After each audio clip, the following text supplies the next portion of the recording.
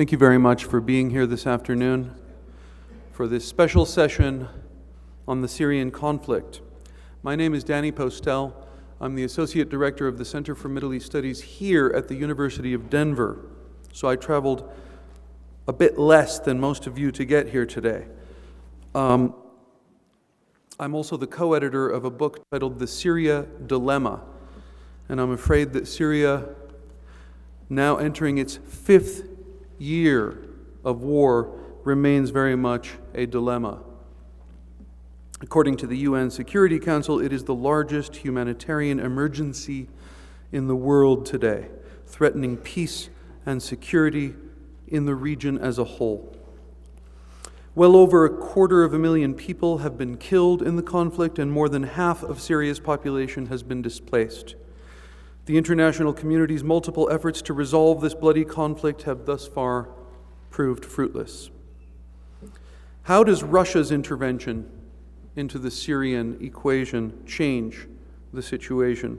How might the Paris attacks impact the geopolitical calculus, with France and Russia upgrading their assault on ISIS and the gap between Washington and Moscow regarding Syria's future seemingly shrinking? What might come of the Vienna peace talks set to begin in January? Is Syria as a nation-state finished? If so, what will emerge in its aftermath?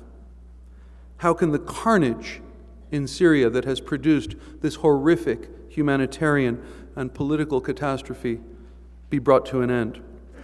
These are some of the questions that we will be exploring this afternoon on this panel with four, I think, of the ideal commentators on these questions. I will introduce them very briefly in the order in which they will speak.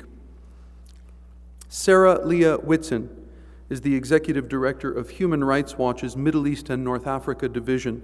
She oversees the work of the division in 19 countries.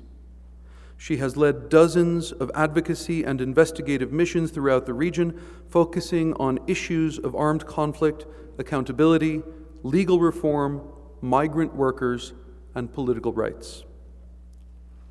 James Gelvin is professor of history at UCLA.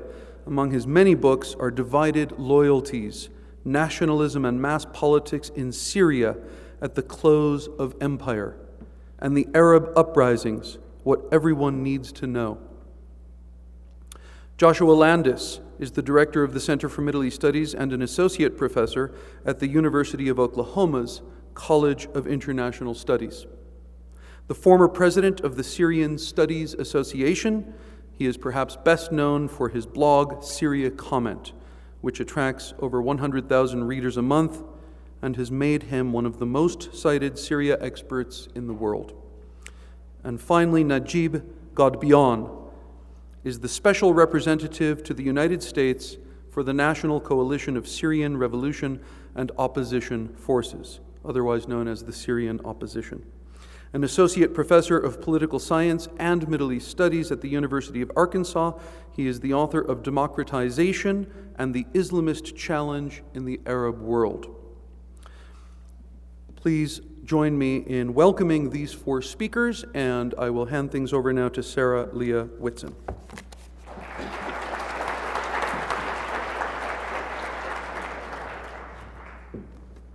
I was just remarking, it's great to see such a great turnout, which means people still care about Syria. And 4 years on now, it's heartening to see that not all interest is lost.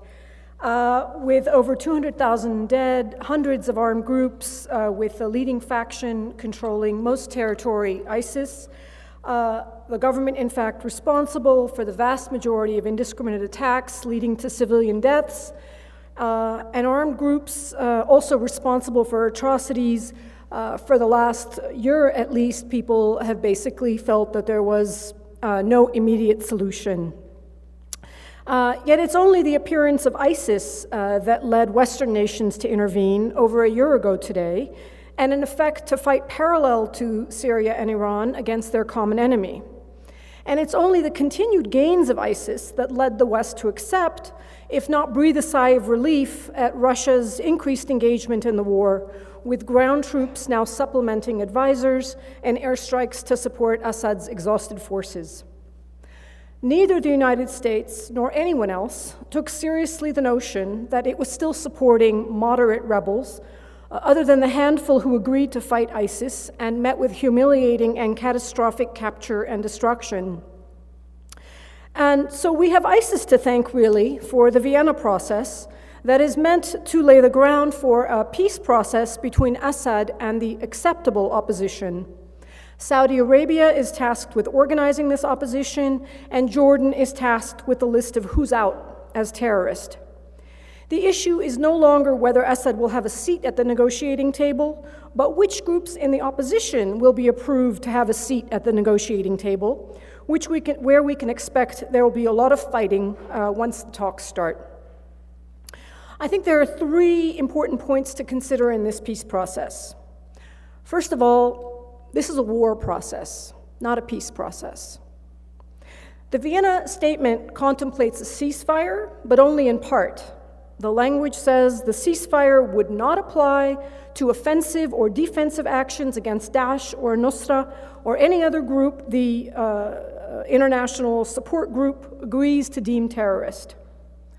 So Nusra and ISIS, the two groups controlling the largest chunks of Syrian territory, arguably half the country, certainly at least a third, are excluded from the Vienna process. ISIS is just beyond the pale, and Nusra is designated as a terrorist group by the UN and so excluded. As a result, while half or two-thirds of the country may benefit from a ceasefire, the war in the rest of Syria will continue. But now, the Syrian government and the acceptable opposition will be united in fighting them, or any other group the support group deems as terrorist. So while the statement makes reference to a national ceasefire, this is clearly a misnomer. Clearly, the Syrian government gains from this outcome, which is effectively creating a unified global coalition to defeat not Assad, but ISIS.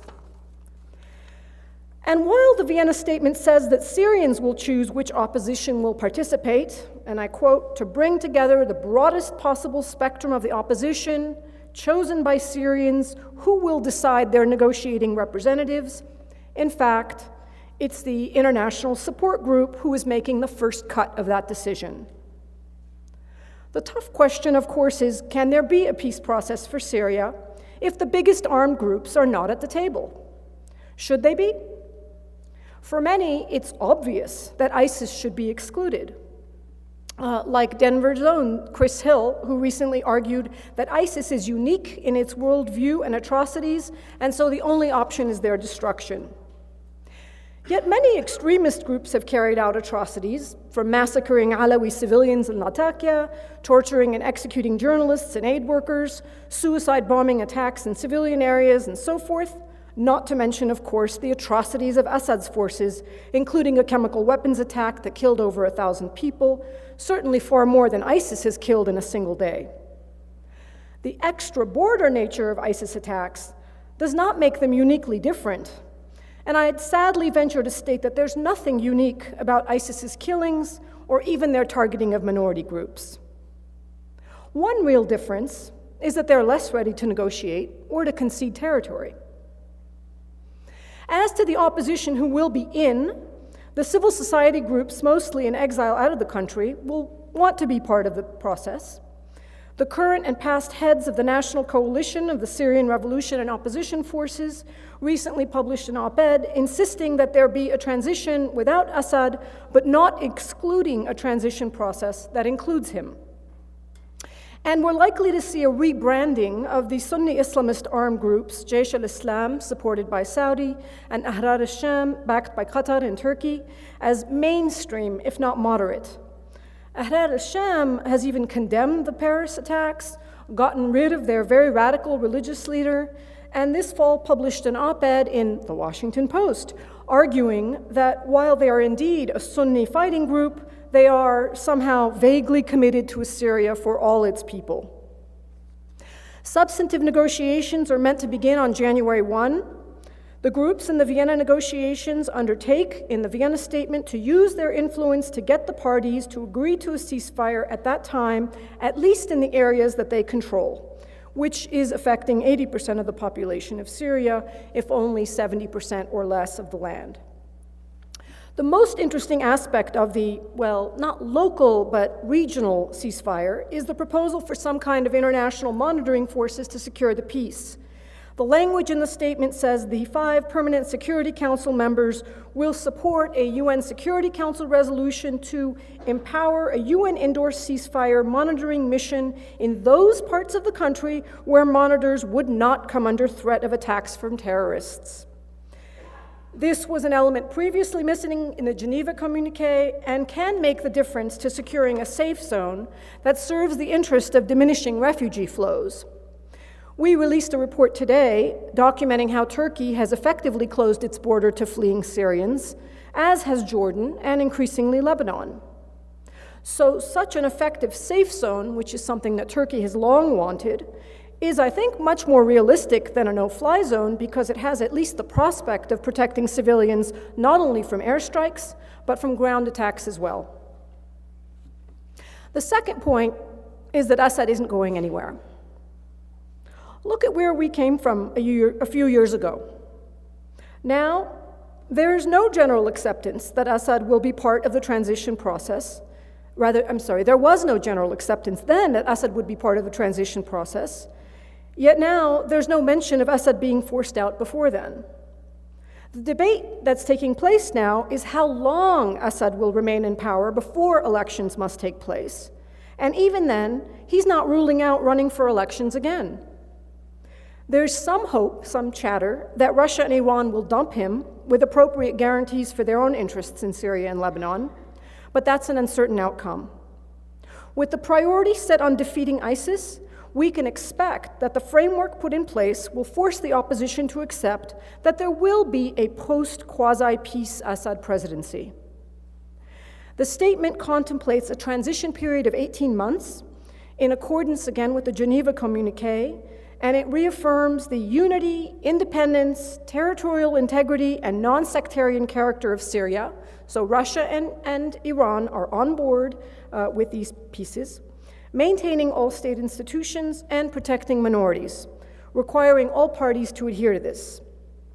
It envisions 6 months to establish a new governance structure and a process for drafting a new constitution, leading to a fair and free election within 18 months. I hope the irony of Saudi Arabia, Qatar, and the Emirates setting terms for fair and free elections and constitution drafting in Syria is clearly not being missed here. A main sticking point is what happens between month 16 and month 18 during this so-called governance structure. The opposition wants a new transitional government with added power to the new body, even if Assad stays as president. And the Geneva communique of 2012 envisioned that the transitional body would itself have executive powers. But Assad wants to use the existing constitutional structure and inject the opposition into that without diminishing his presidential powers.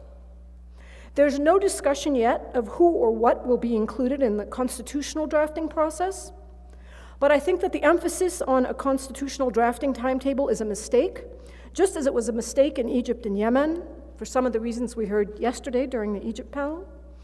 The country lacks any agreement on a fundamental societal vision, and a process of trying to draft a constitution will only emphasize and highlight divisions and tensions.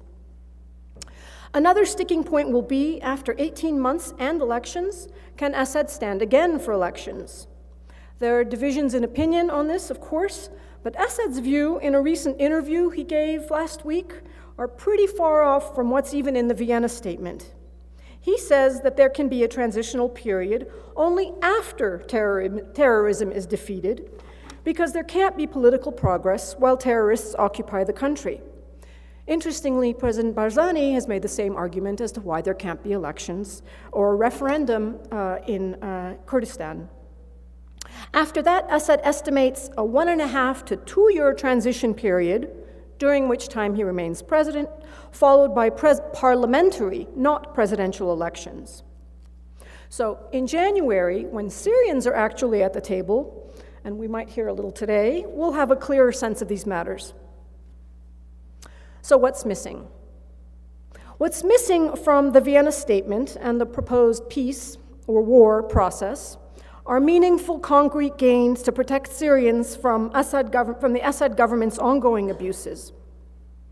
While there's reference to ensuring humanitarian access to all parts of the country, there are no demands of concessions from the Syrian government that should be included in exchange for what he's gaining, which is a global unified war against ISIS.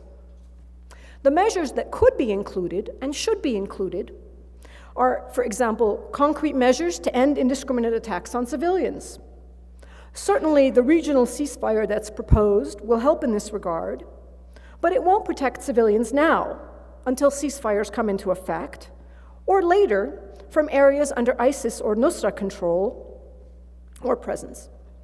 And to the extent that ceasefires can't be imposed, such a demand would restrain fighting parties from these unlawful attacks. The Vienna Statement, however, merely says that they'll press the parties to end immediately any use of indiscriminate weapons. There's no mention of a release of political detainees. There's no mention of an end to torture and granting access not just to prisons, but to all detention centers in the country, and not just to the Red Cross, but to international monitoring organizations. There's no mention of suspending the laws that restrict freedom of speech and have been used to detain and sentence journalists, lawyers, and political activists. There's no mention of a national dialogue process, which is frankly, I think, more important at this point and should precede any constitution drafting. There's not even mention of a truth-telling process, if actual accountability is too much to ask for. And there's no mention of some kind of a vetting process to exclude those identified as directly responsible for the worst abuses. We know that opposition groups are creating such a list, but without making direct reference to this in the Vienna Statement, it suggests that it won't be a precondition. While the Vienna Statement incorporates the Geneva Communiqué by reference, which mentions some of these items, it's not at all clear that it was intended to include these items specifically. These are not key security interests for Iran and Russia, and so they can force Assad to concede on these points. But the failure to specifically mention these provisions highlights that the priority for the West is ISIS and not Assad. And that, I think, is what the Vienna Statement is really about. Thank you.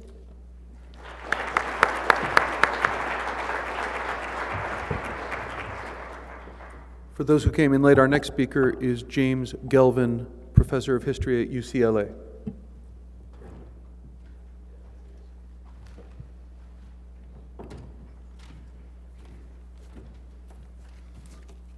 I want to thank Danny and Nada for putting together this session. I think it's a wonderful idea that we take stock, even if taking stock is about 5 years after the fact. We've been asked to discuss a number of issues, including what the end game might be for Syria. I want to remind everybody of that great political pundit, Yogi Berra, who said that predictions are difficult, particularly about the future. I also want to begin by saying that I thought there were only two camps, optimists and pessimists, about what's going to happen in Syria. I'm in a third camp. There are optimists, pessimists, and cynics. And I think that what we see now calls for a certain amount of cynicism. Up until the most recent period, the negotiations were doomed to failure. Now they have a slim chance of actually succeeding. There are three reasons now why they might succeed. And again, I want to remind you, I use the word slim. First of all, there are the Paris shootings. The Paris shootings created a political pressure for a settlement. The only way to get rid of ISIS is the ending of the civil war in Syria. I said getting rid of ISIS, the American strategy, which Obama got condemned quite a bit for after Paris, was the containment of ISIS to eventually allow it to fall on its face. The caliphate, by the way, is effectively contained already, which is probably the reason for the Paris shootings. The second thing that has changed has been the nuclear deal that was reached between various countries and Iran. That broke the ice. The only way that a settlement can be reached through negotiations is if the Iranians are brought to the negotiating table. And that is now what has happened. The third thing that's changed that might lead to a slim chance of success for the negotiations is Russian intervention. Now, I realize that this is counterintuitive, but the Russian intervention was aimed at redressing the imbalance on the battlefield.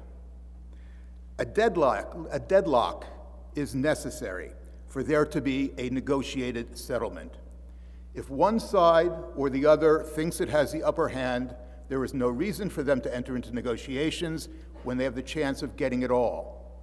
If some outside power thinks that their side has the possibility of being revived through some sort of intervention, materiel, arms, et cetera, they will obviously do that. But if everybody on the inside and everybody on the outside looks at the situation as hopelessly deadlocked, and that further intervention or further fighting on the ground is not going to change the battlefield situation, there is a chance for a negotiated settlement. In the spring of 2015, with the creation of Jaish al-Fatah, the momentum went with the opposition. We've been on this roller coaster, by the way. Many of you remember when the opposition was first with Assad, then with the opposition, then with Assad again. In the spring of this year, it was with the opposition, and the Assad forces were under extreme pressure. The Russian intervention will likely lead not to a government victory, but instead to a restoration of the stalemate. So, those are the three things that have changed the balance, I think, within Syria and has opened the door for negotiations. Now, what might that negotiated settlement look like? The parameters of a negotiated settlement, and this is where, by the way, the cynicism comes in, I think the parameters of a negotiated settlement are already on the table. First, Syria will remain de jure, if not de facto, a single unified state. That's the bottom line for the United States. Think about the problems the United States would have with an independent Rojava. Think about the problems the United States would have on the Israeli border if Syria is fragmented into a number of statelets. And if the government in Syria is going to be pro-Russian, that would be a Russian preference as well. Then finally, there is the international attitude towards states and fragmentation of states. The world prefers ineffectual states to fragmented ones. All you have to do is think about Somalia. So that's the first parameter for the negotiated settlement. The second parameter is that most of the regime will stay in place. That's the bottom line for both Russia, which of course wants to maintain its ties to the Syrian regime, and to the United States. In terms of the United States, they don't want to have a hard landing as took place in Libya. They would rather have a soft landing. In order to have a soft landing, they need to have a functioning banking system, electrical grid, or what could be put together in terms of a functioning banking system, an electrical grid, and above all, a functioning security system. There will be no comprehensive de-Baathification, as took place in Iraq. Even the United States is capable of learning lessons. And just how much of the regime will stay in place is already being negotiated. I spoke with a special envoy who tells me about his going back and forth to the opposition, saying, is getting rid of 150 good enough for you? Maybe 200, maybe 250. So that would be the extent of the de-Baathification that will take place. There will be some opposition integrated into the government, most likely as a fig leaf. This opposition, as was stated earlier, will be vetted by Jordan, and probably part of this opposition will come from the National Coordination Committee, the internal opposition, the internal political opposition. There may or may not be a federal structure put in place for Syria. If there is a federal structure put in place for Syria, this would lead to a sectarianization of Syria along the Iraqi lines. If there is no federal structure put in place for Syria, this would mean that the minority communities would have to be guaranteed safety and rights, which would lead to a sectarian system not along the lines of Iraq, but along the lines of Lebanon. And finally, that leaves one big issue, the future of Assad, which is the issue upon which the talks may likely founder.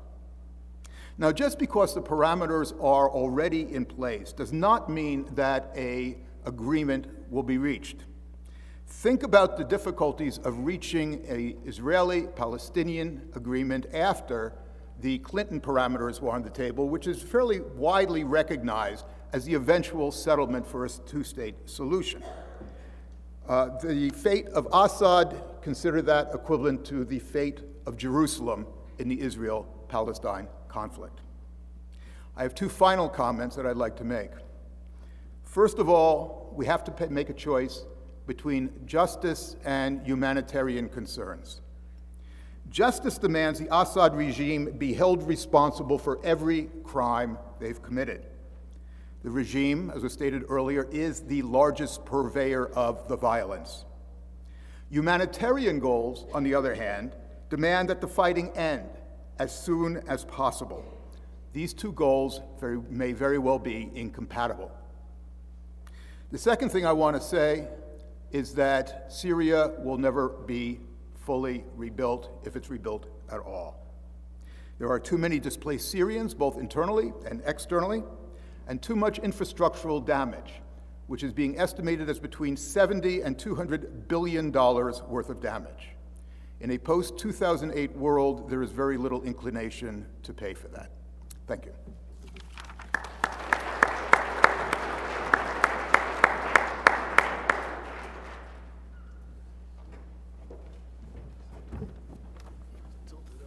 Good afternoon. It's a pleasure being with you. Thank you, Danny. Thanks, Denver. I'd like to talk about three questions. Why U.S. policy cannot work?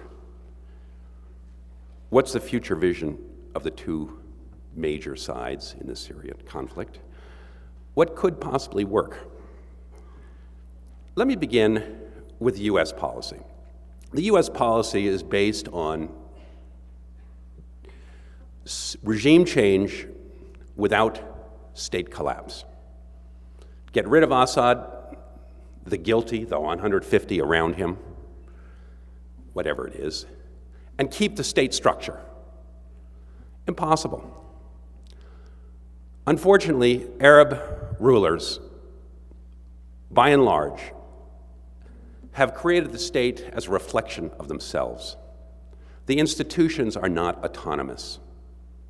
Assad has packed every one of the state institutions, the important ones, with his people, with loyalists. It's not merit that is a deciding factor on who gets hired, it's loyalty.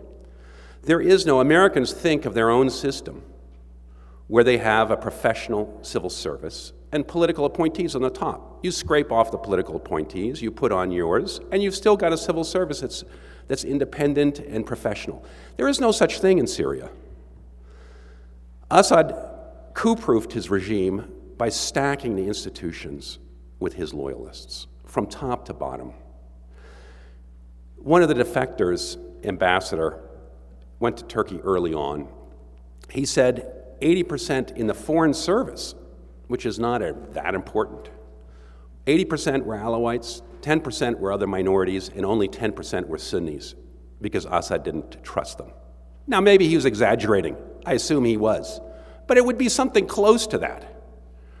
And that's true in every institution. If you put a Sunni on top of this pyramid, he would have to fire all those people in order to put his own loyalists and to coup-proof the regime. And this is the trouble with Assad's Iraq, with Saddam's Iraq, with Gaddafi's Libya. It's not unique to Syria. Think of Saudi Arabia without the Saudi family. What would you have? This is the dilemma. You cannot get regime change and keep the state. You have to be able to deal with the chaos that's going to ensue, the Iraq. And it wasn't Bremer's problem in Iraq that criminalized the Ba'ath Party and got rid of the army. The Shiites wanted that. Think of the Sahwa. When we tried to integrate the Sahwa in 2010 into the Iraqi state, Maliki wasn't going to have any of that. He saw them all as terrorists and criminals, and he treated them that way. There was no putting those Sunnis into the structure. At any rate, Assad is not going to leave, and the Russians cannot make him. When I say this to opposition members, they say, well, fine, let the state go. We can deal with that. The Russians can't deal with it. Anybody who thinks that the Russians can replace Assad is dreaming. He will not let the Russians choose the next leader of Syria.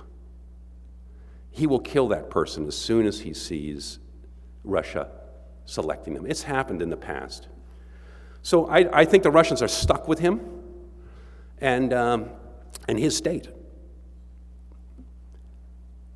What's the future vision? The people around Assad say that they're going to conquer all of Syria. They believe, and that's what Putin said at the UN, that there's one legitimate government, that's Assad. All the others are terrorists and insurgents, and Assad should be ruling. That's what Putin said in the UN. That's what Assad is telling everybody. He believes that he will be able to get the FSA, the moderate militias, back on his side. That if he can pressure them enough with the Russian bombing, Iranian troops, they will make a deal. They'll come on the inside. The jihadists, the harder line people, are going to have to run away or be killed. That's what he thinks. I think it's delusional. The Syrian army doesn't have a lot more oomph in it. The Iranians and others are doing a lot of the heavy lifting, Hezbollah. But the rebels also want Damascus. We saw just recently that 4 SOC leaders writing an op-ed saying that they're going to have Damascus. Assad has to go. It's impossible to see how either side is going to compromise on any of these issues today. And that's why they're not at Geneva and they're not at Vienna, because they can't compromise, and they're not going to go and talk on the level of the great powers. Now, I want to say a few things about what could work. First of all, I'd like to preface it by saying this is completely impossible. I expect that the United States will stick to its talking points, that Assad has to go, 150, blah, blah, blah, blah, and that it will go nowhere, and that will be an excuse for America not really getting involved in Syria, and that Syria will continue to fragment. That's what I expect the future will be, is complete fragmentation. What could work? Let me just say a few things. I believe that the notion that most of the great powers are still working under, which is that you can reconstitute Iraq and reconstitute Syria under secular nationalism, where there will be power sharing amongst the different groups, is finished. That it's not a realistic vision. Sectarianism and religiously inflected nationalism has become so predominant. The major rebel groups fly the black flag of Islam, not the tricolor of Syria. We've seen Iraq, and American efforts to do power sharing have failed miserably. ISIS state the state that was created by ISIS, that stretches from Mosul to Aleppo, is there for a reason. Now, what America should try to do is not to destroy that state and chop it in two and bomb, but to get a better leadership. Instead of trying to arm the Shiites to occupy the Sunnis in Iraq and arm the Sunnis to occupy the Shiites in Syria, it should allow for the separation that has emerged. It's not foreign imposed. It's not a Sykes-Picot II. The Syrians and Iraqis have created it for themselves. To try to reverse this downward cycle of destruction and fragmentation, you have to accept what's there and try to get the international powers interested in a ceasefire and a rebuilding on this new basis. And I think you could. I think Iran and Russia would be very happy with the west of Syria, as long as they have Damascus. It would satisfy all of their national interests. For Iran, it's being able to pressure Israel and counterbalance Israel, so that if Israel bombs Iran, Iran can have Hezbollah and Syria bomb Israel. They get to protect Shiites and be the big man in the Middle East. The Russians, the same thing. They get to be players in the Middle East, have a bridgehead on the Arab-Israeli conflict, keep Tartus and their old allies. Turkey can't see an end to this conflict. If they could get the North, in a sense, be the economic rebuilders the way they were in Iraq, they might go for it. Of course, Aleppo is at the center of this problem. And it would make sense to have Aleppo included in the rebel Syria, to make it a viable Syria. At any rate, you can see where this ends up going. It would help America, because America could then say to rebel forces, you conquer it and get rid of ISIS, you keep it. This would be very different from the Sahwa in Iraq, where America said, you conquer it, and then we're going to give you to Maliki, who's going to treat you like a bunch of terrorists. So they all went back and joined ISIS again. You have to give them the pot of gold at the end of the rainbow, which is a country.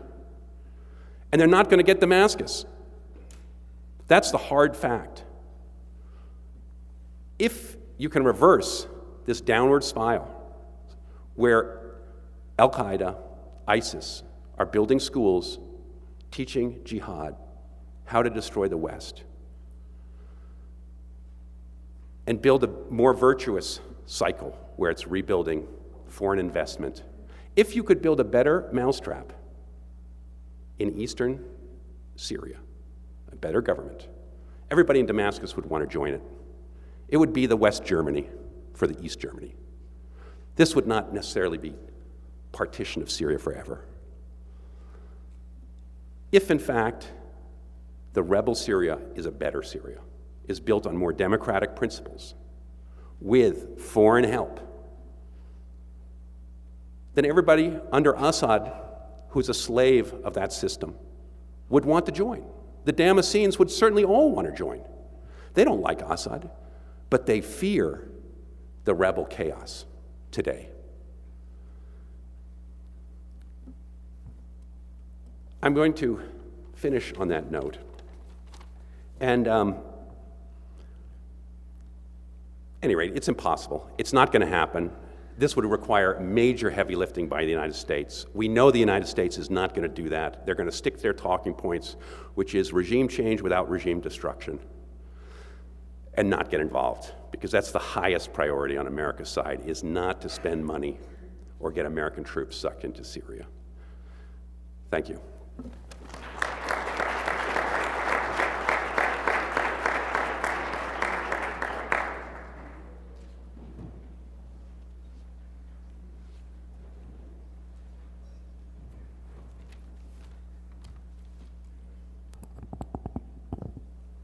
Thank you, Danny and Nader, for putting together this panel.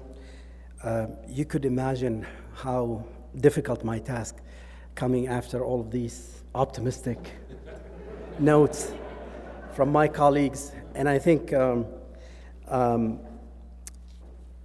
yes, if you get into the complexity of the Syria conflict, it's not too difficult to get into that kind of mode. But nonetheless, I do want to try to make the point that there actually can be a solution in Syria. And the elements of it are actually in place, despite everything. And at least there are many Syrians who subscribe to that kind of vision of a political solution. My starting point would be, and of course, I speak as a member of the opposition, a word that I'm not ashamed to use, even though when people use it, they are cynical about it. It's easier to, lump together the extremists with the moderate, and nonetheless, I think this word should continue to be a positive word when you oppose a regime like the Assad regime. From our point of view, the starting point of understanding the conflict, and especially the ISIS extremism and the refugees problem, is to address the underlying cause of it, and that is Assad's violence. If we don't start from that point of view, and I think at least two of my colleagues referred to that, they mentioned that most of the killing took place at the hands of the Assad. I could just refer you to some basic fact, those of you who are not following this very closely, that the conservative figures now of Syrian who are killed is past the 300,000. We could easily say, again, the majority of those were killed by the Assad regime, not by ISIS, not by the Free Syrian Army, not by foreign fighters. Last year, 2014, the Syrian Network for Human Rights, for instance, gave the specific numbers that the Assad regime's forces killed 34,000 Syrians. Of those, 85% were civilian. In the same period, ISIS killed 3,900. Of those, the majority were not civilian. But the story you get is that it's a story of extremism, it's a story of ISIS. And this, I don't want to underestimate what ISIS. We've seen what they can do, in fact, in places like Paris, the downing of the Russian airlines, and the attacks in Beirut. But that's only normal when the strategy of the 60 countries that are fighting ISIS is one that you hear statements like, this is going to take years. And when they express statements like containing ISIS rather than defeating ISIS, I think they are sending all the wrong messages. That's why, from our point of view, any solution to the Syrian conflict must be a comprehensive solution that addresses the consequences of the Syrian conflict, that is ISIS and the refugees problem, as well as its root cause, and that is Assad's violence. The elements of the solution, and James talked about the parameters of that kind of solution, are there. And I think the one reason why I'm less pessimistic about Vienna is that these countries, all 17 countries which are involved in the Syria conflict, finally got together without Syrians, but at least they all felt the pressure that they have to do something to end the conflict or to end the consequences which have reached most of them. And I'll end by saying, in fact, I do see some hope in those kind of meetings. But let me again go back to emphasize what the Syrian opposition see as the element of that solution. First, any solution should be based on the Geneva Communique. And for those of you who are not familiar with the Geneva Communique, it stipulated the creation of a transitional governing body from both sides in which they lead a transitional period leading into an election. The most ambiguous element in the Geneva Communique, which is still there, and I think Vienna has not solved this and may not solve it soon, is the fate of Assad. But the opposition understanding and not precondition is that Assad has no role in the transition. It talks about the right of each side to have a veto on the composition of the other side. And I could assure you, there's no viable member of the opposition or Syrian that belong to the half of the population who are made displaced or refugees would accept any future role of Assad. And that's true of all of the armed groups, from the moderate to the extremist. Now, having said that, we, as a political opposition, we have shown a lot of flexibility in terms of not talking about making that as a precondition. That's why we went to Geneva to, in fact, negotiate with the representative of the Assad regime. And I think we continue to take that position. And we might be even more flexible, especially if we see the Russians finally accepting that point. And here, let me actually disagree with my colleague Joshua, who I might be critical with critical of the U.S. foreign policy, but for the wrong reasons. Disagree with him about distinguishing between the regime and the state.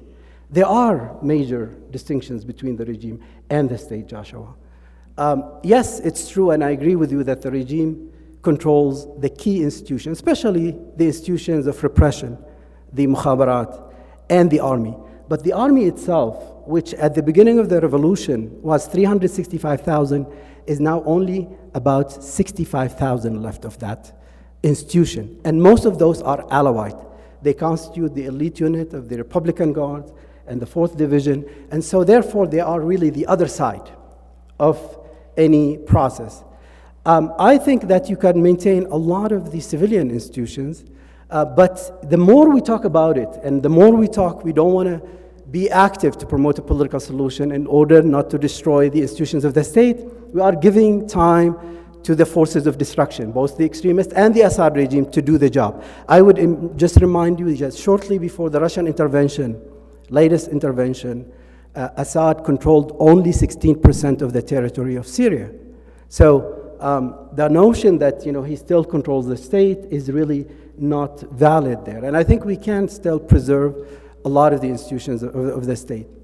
I would make the argument that the sooner Assad leaves the scene, the more likely there can be national reconciliation, there can be transitional justice, there can be a serious transition toward a more accountable regime in Syria.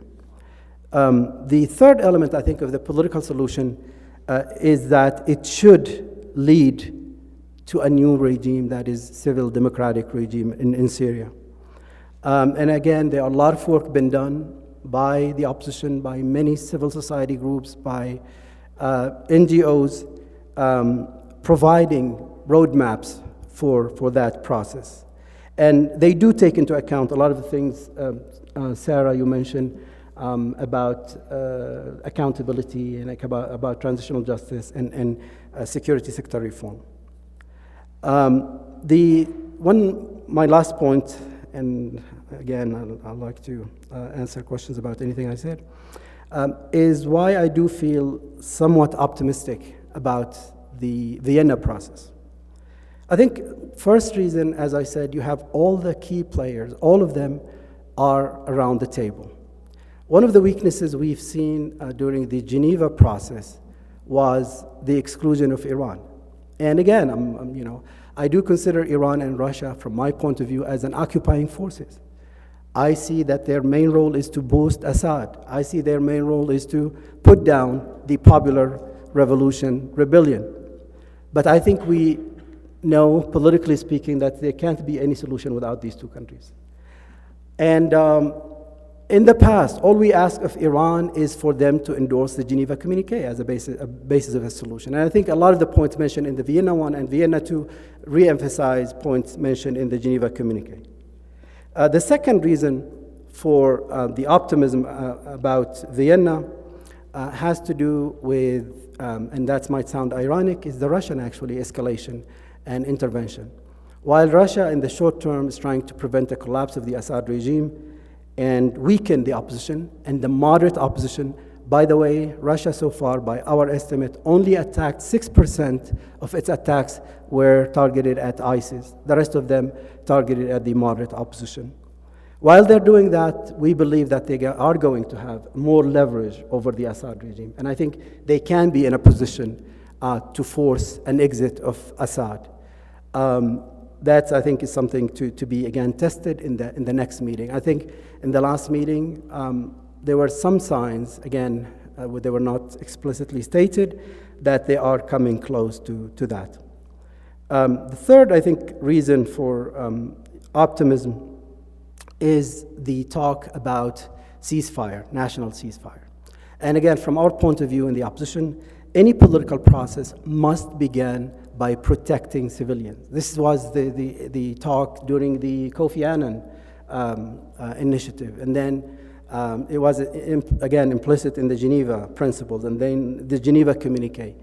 And for us, if we are able to reach national ceasefire with guarantees by UN Security Council resolution and guaranteed by all of those countries around the table in Vienna, coupled with maybe alleviating the humanitarian suffering of many communities under siege in Syria, I think, and this is based on talks with my colleagues in the political opposition, that most of the moderate opposition would abide by such an agreement and could create confidence-building measures toward such political transition. I would end by saying that from our perspective, the most urgent issues, and I agree here with Sarah, is to provide for the protection of civilians in Syria while this conflict is going on. That's why we've called in the past, we continue to call and work toward the creation of no bombing zone, free zone, safe zone, whatever name you want to call it, in which, in fact, you protect civilians, you could provide a way for some of the refugees to resettle, and most importantly, provide a model for moderate governance. And here I agree with Joshua. I think if we have that model, many of those who live under Assad would move and embrace this model. A lot of the refugees are leaving, including from areas controlled by Assad, because they are losing hope. I think the only way to do it is to tell them that the place to settle and resettle is Syria. For that, I'm a little more optimistic than my colleagues. Thank you.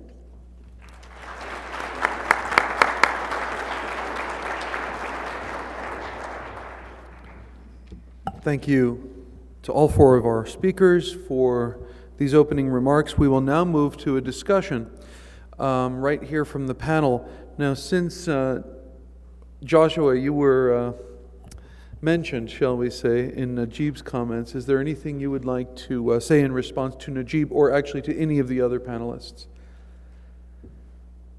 No. Not directly? All right. Jim? I had a very good time listening to Najib and Josh give two totally different views of what the future of Syria is going to be. I disagree with both Najib and Josh for one reason, which is that there is no planning for the day after. That the United States attitude, and probably the attitude of many in the West, is pure cynicism towards the process itself. What we're going to do is we're going to have some sort of agreement that's going to be negotiated, that's going to be put on the table, that the sides will eventually sit down and agree to. And that agreement will be not a permanent agreement for transition, but an interim agreement before things fall apart once again. And if you don't believe me, look at what's happening now in Bosnia. Sarah, did you want to comment? I guess I would just have a question for Josh in terms of the use of the term rebels when you talked about partition of Syria. Do you mean ISIS in the northern state of Syria? And can you be specific? And that is a question I'm actually not asking rhetorically, but because I'm interested in, I think it's only a matter of time if things continue in this way that ISIS is normalized. No, I didn't include ISIS.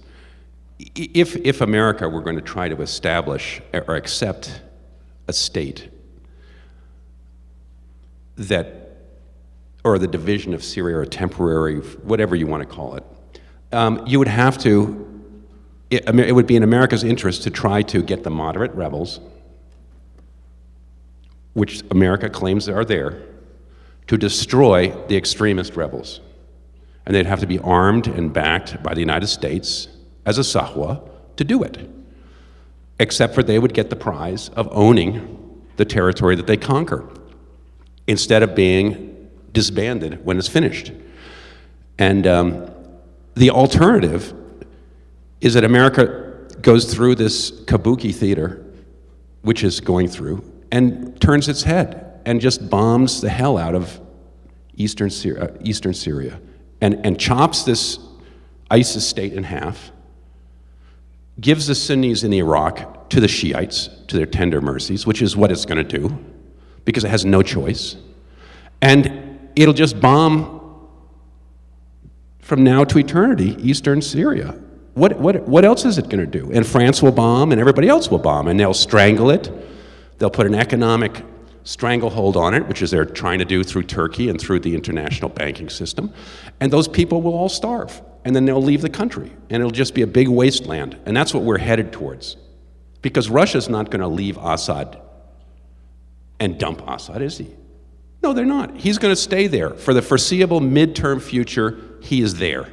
And America is not going to outbid. Obama said it very clearly, and I haven't heard one of the Republicans say that they're going to outbid Russia and conquer Syria for the Sunni rebels.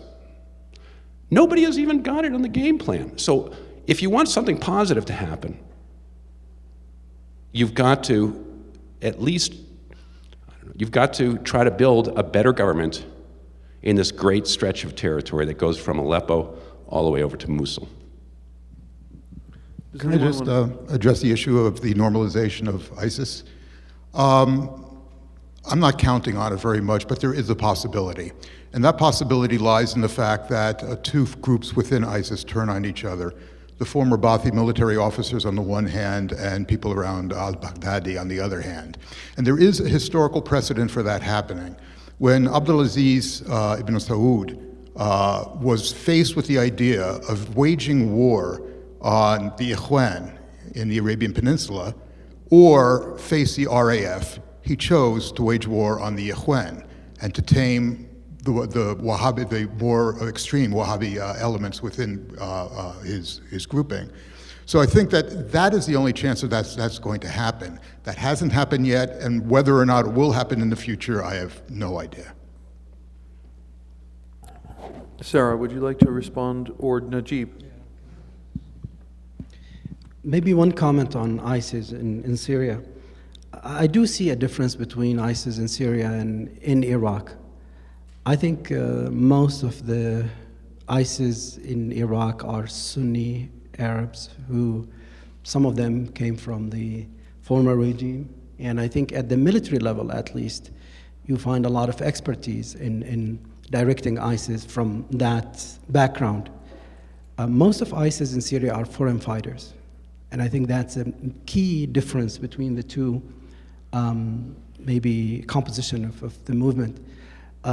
Another thing, while in Iraq they do have some maybe popular sympathy among the Sunni population because of the policies of the Maliki government and the intervention of Iran, ISIS does not have any popularity in Syria. And I could say that with certainty. Now, I do distinguish between that and al-Nusra. Al-Nusra is more Syrian, and I think, again, while there is really no hope of normalizing or reaching maybe any arrangement with ISIS, the challenge for al-Nusra is to try to split that movement, because my observations, based on just following the evolution of this movement, is that, number one, it's localized. It's moderate in some places, less so in others. Secondly, many of the cadres and ranks and files of Nusra joined because of need, not because of ideology. And I think that's a huge difference between ISIS and Nusra. And so there is, if a lot of these members were to be offered a way out, they will take it. I think the radicalization in Syria and the extremism, again, I would attribute it first and foremost for the atrocities of the Assad regime that's committed all crimes against humanity known in the book, from the chemical weapons you mentioned, the barrel bombing, killing detainees in prison, if you heard the Caesar report, to every possible crime that we know, and war crimes. And the feeling that the international community, including the US, has really left Syria and the Syrians alone to the mercy of Assad. I think a lot of people began to turn to more of these groups. Nonetheless, I would argue today, I think most of the so-called Free Syrian Army, they actually are the majority. It's not al-Nusra, and it's not ISIS in terms of numbers. And I think what they need, if you have more regional agreement, which by the way is happening, this improvement of relations between Saudi and Turkey, Qatar and Saudi, I think could have implications for getting together some of those so-called moderate and moderating them further. I think a test will be maybe shown soon in the meeting of the opposition in Riyadh that's to take place. Jim or Josh, did you want to comment on that?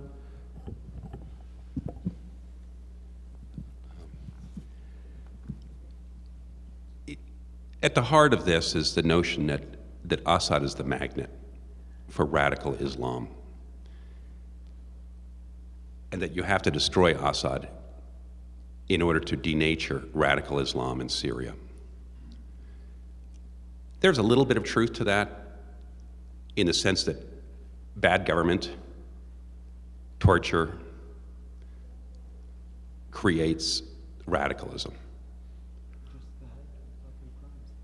On the other hand, I just had this same fight with Petraeus at some think tank thing in Washington 2 weeks ago.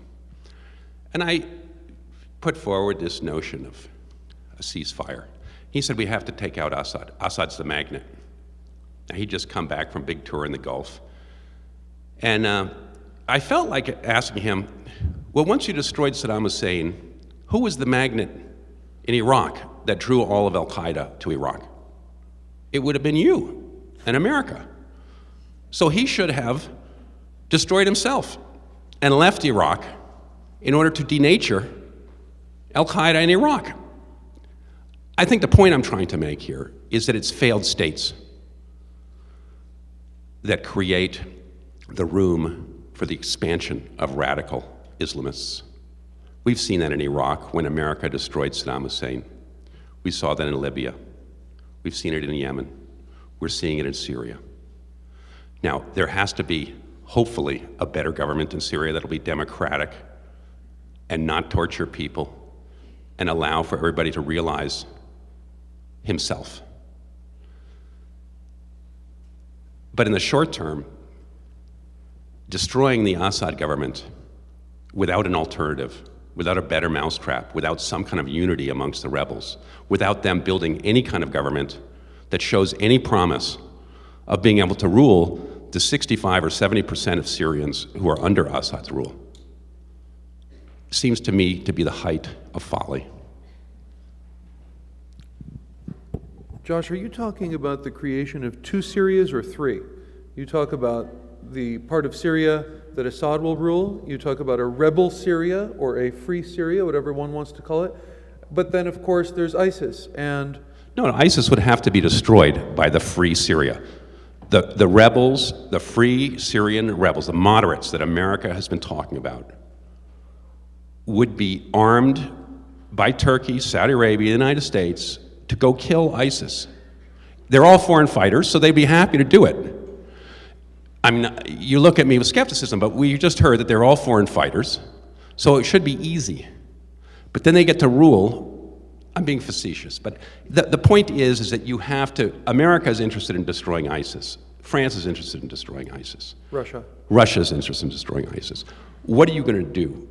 Who is going to destroy them? You can bomb them. It's a bad answer because it doesn't destroy them. It just makes everybody poorer. You need an alternative government. Counterinsurgency 101 says that the only way to destroy an insurgency is to provide a better government than the insurgency can provide. And if the Western powers can do that through arming up the rebels to take this entire stretch of territory, promising them that they will recognize it, and they will recognize the rebels if they are moderate. This would be a way to destroy ISIS and Al-Qaeda and denature the radicalism that's going out of control. And then you provide a better government in eastern Syria. If you can do that, western Syria would want to join. They won't want to join as long as it's rebel hell over there and chaos. That's the problem. Most of the people in the cities today are in internal exile. They don't want to join the rebels, and they don't like Assad. And so they're just being quiet, or they're leaving the country because they see no good outcome. The way to stop that is to get a ceasefire, build a better government in the rebel region. If you could do that, it might take 20 years. Syria might reunite. If you can't do it, it won't reunite. But rather than spread bad government over all of Syria, over Damascus and Homs and Hama and Latakia and Jeble and Tartus and Sueda, when you don't know whether you can get a better government, why can't you build a better government in the east and then export it instead of exporting chaos over the rest of what is already quasi-chaos under Assad's Syria? At any rate. Najib? Can I just... Go ahead, Jim. Okay. 2 points on this. Number one, the idea of building a better Syria and people will immediately go over, or over time will go over. We've been down that road before. And how did it work in Iraq? That establishing democracy in Iraq would create democracy throughout the Arab world. That's the first thing. The second thing is that whether we like it or not, a division of Syria is going to be pretty much along sectarian lines. In the West, it'll be Alawite ruled. In other places, it'll be Sunni ruled. The problem is that this sort of solution for Syria will lead to an ethnic cleansing, the likes of which we haven't seen yet in Syria. In Latakia alone, you have half the population that's not Alawite, Latakia city. So you have mixed populations in all these areas. What is going to make it so that all of a sudden you're going to have some sort of civic association among various groups that have been sectarianized over the last 5 years? Yeah, I find myself in total disagreement with Joshua's advocation, of the division of Syria, especially along sectarian lines. I don't think, this might be a short-term outcome of the conflict if no political solution is to be pursued. But we should not advocate it, I think. And for a lot of reasons. James just mentioned the fact that there's no pure dominance of any group in any of these areas. Damascus itself, the majority of which are not Alawite. The same in the coast itself, where about half of the people there are internally displaced. And so this will not work. Instead, there is a better formula. And that is for Assad to go. Believe me, this is much easier and better, and the process is there in the Geneva Communique. So if Assad's friend were to pursue this, they can make it easy for national reconciliation. There are Alawites among the opposition. In fact, as we speak, they're holding a meeting in Turkey to provide a different vision from that of Assad. I do agree that the opposition has failed to assure many, of the Assad's constituencies, and there are a lot of mistrust. Again, the Sunnis have been the main victims of the Assad special forces. But there is no other way. This is, again, I'm not naive to say that there won't be a short-term some kind of division. But there are other ways to assure communities and to assure the territorial integrity of Syria. And that is, for instance, to bring international peacekeeping troops. And I think the advantage of having something like the Vienna Working Group and to guarantee that in a Security Council resolution in which both the US and Russia and the French and other members are part of it, it can be done. We are not the first country to go through a civil war.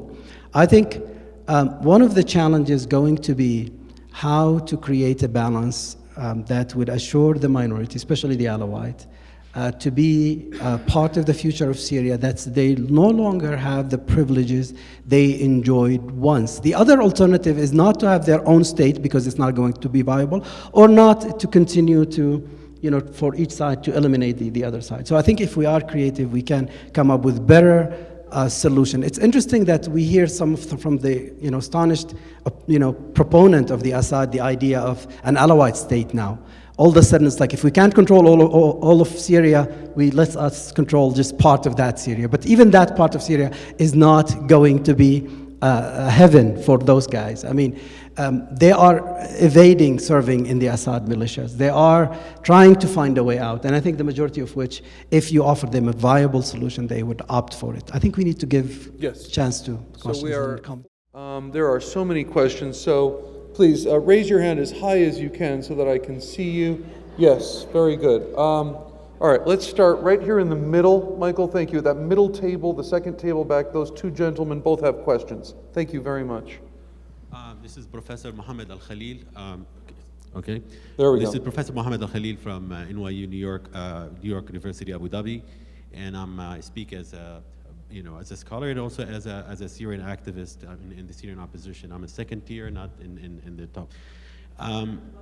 No one hears yes, you. I'm so okay. sorry. So I speak as a Syrian citizen, and I actually only hold the Syrian citizen passport yet. And I speak also as somebody who's been involved in this. The key issue for me that I have not seen addressed in all of this is the strength of ISIS, or what we call it in Arabic is Daesh. Daesh is very strong, and I think if you ask me, the key issue with if had not Russia, for example, intervened just a few weeks back, I think we would not have Assad in power right now. That's one of the issues. So many forces from outside are intervening. I just want to say why is ISIS is strong, and I just wanted to add something, that it's the historical model that ISIS, and I talked to Joshua about this, the historical model, the civilizational model that ISIS is using is self-sustaining, and this is why it's coming from the population, whereas everybody else has some outside patron, and this is something that unless this is addressed, I believe ultimately the model that ISIS is advancing will succeed.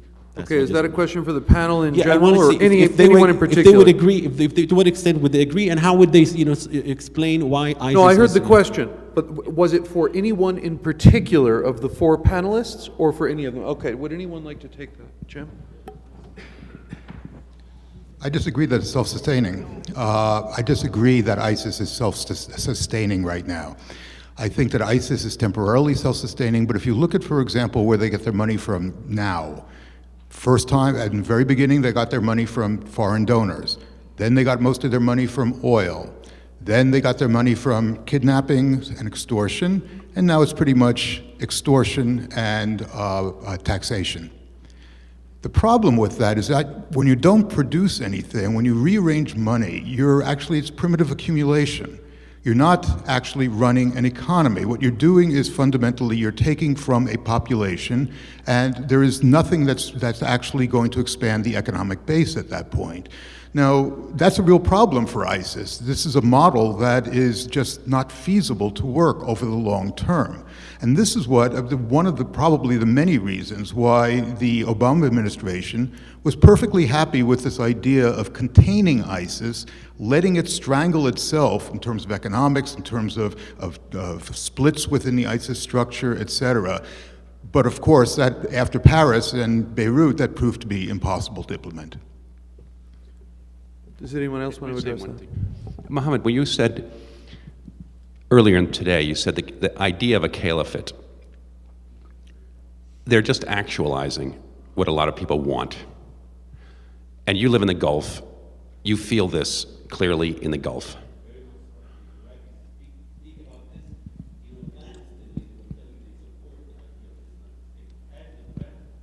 Now, does it have to be a caliphate? I mean, this is the problem with the West, obviously. The West, wants 193 nation states. that are recognized by the UN and that play by the rules of the international system. Is there any way to get rid of the ISIS ideology out of this big state? Keep the state? Who's going to produce that competing model? How does America and the international community and the Syrian opposition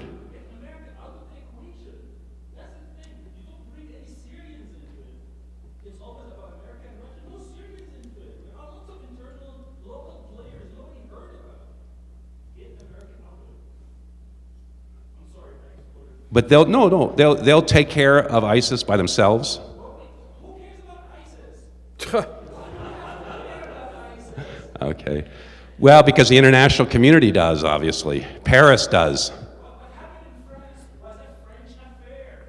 It's not an external Syrian. Okay, But- I think okay. we should move from one question to the next. Okay, we have a microphone here. Yeah, I'm going to call on the next person, which is, okay, apparently you have the microphone. Yeah, Go Robert ahead. Friedman from Johns Hopkins. I think there might be a different interpretation about the Russians, which I would like to suggest and get the members of the panel to react. First of all, Putin plays a lot by ear. You saw that going into the Crimea. He didn't move immediately. He waited for the reaction. You saw that in East Ukraine. Same thing in Syria. He goes as far as he can.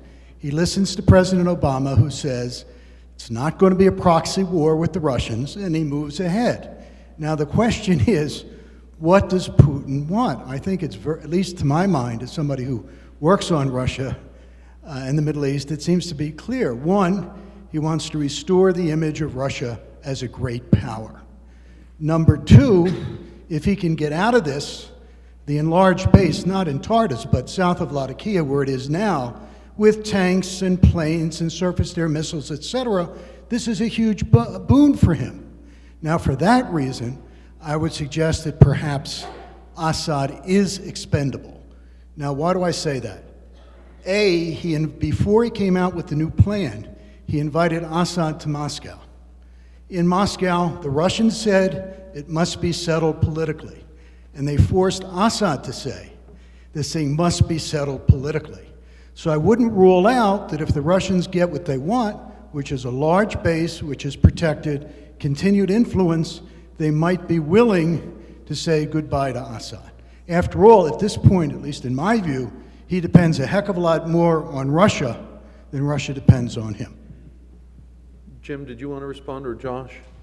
I agree.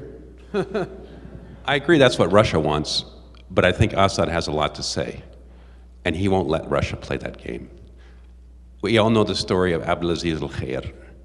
He was the third big family in Qurdaha, opposition, been in jail. Russia brought him, this in 2012, brought him to Moscow, where they clearly looked at his teeth and figured out. Then he went to Beijing, and the Chinese did the same thing. And then he came home to Syria, and he immediately disappeared, and no one's heard from him ever since. Because Assad is not going to let the Russians or the Chinese choose the next president of Syria. So the Russians may want to expend him, but I don't think they will be able to, because he's not going to go, and he's not going to let a lot of other Alawites step forward. And I think Russia's trapped, because in order to get rid of him, they'll have to destroy the state that they're trying to maintain. And that's the conundrum that he presents to the Russians. I too agree with that reading of Russia, but I disagree with Joshua again. I'm going to disagree with him, anything he says. And, that Russia cannot remove Assad from power as if Assad is this, great superpower. No, I think Assad has lost a lot of influence, including over his own base and regime. We just met with an Alawite dissident who assured us that Assad bodyguard are Iranians. He doesn't trust his own Alawite fellow to provide that security for him. I think there's a lot of tension between the Iranians from one hand, the Qasem Soleimani groups that are running a lot of the war in Syria without Assad permission, without Assad even, they don't inform Assad, and we know that in certain front. They are negotiating ceasefire with the Free Syrian Army without even, talking to him.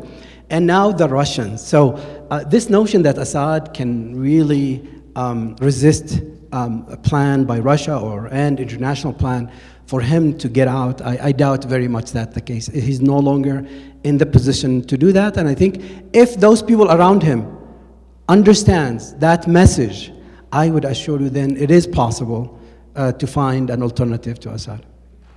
Mike, that fourth table back, that right.